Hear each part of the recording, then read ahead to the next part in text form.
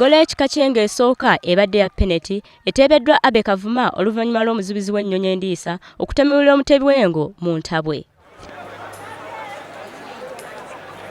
Wayise eddakiika 10 Engo n'efuna ggoolo yaayo ey'okubiri ng'eteebeddwa Isaac Muleme era eno yeereetedde ennyonyi okusibako engugu zaabwe.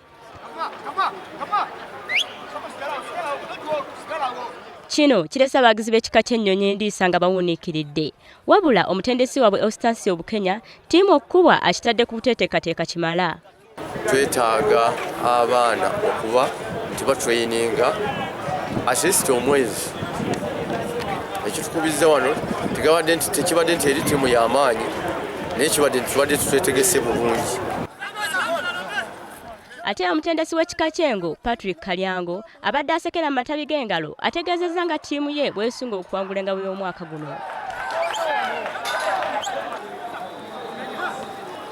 Ekika ky'Engo kyakawangula engabo omulundi gumu mu mwaka gwa 2021.